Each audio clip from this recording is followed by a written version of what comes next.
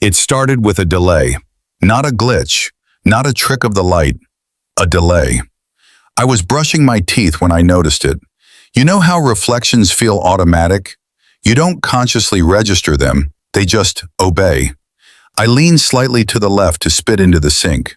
My reflection followed. Half a second late, I froze. The movement was subtle, so subtle I almost convinced myself it didn't happen. I tested it, raised my hand quickly. The mirror version copied me, but again, late, a fraction of a second, like bad internet lag. I stepped closer to the glass. The bathroom light hummed overhead.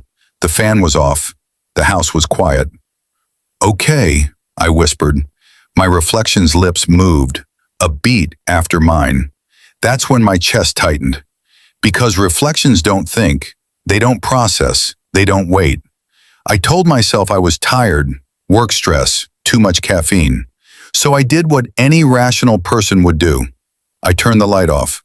In darkness, mirrors lose power. They become just glass. I went to bed. At 2:26 a.m., I woke up needing water. The hallway was dark, but the bathroom light was on. I never leave lights on.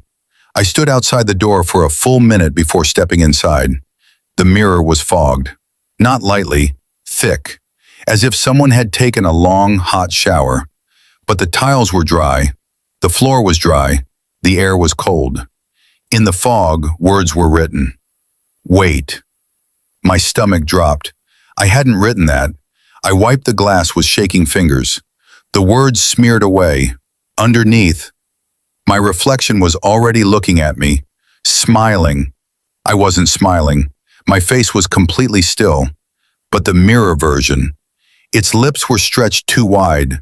Not monstrous, not exaggerated, just slightly beyond natural, enough to feel wrong. I stumbled backward. The reflection stayed perfectly centered in the glass, still smiling.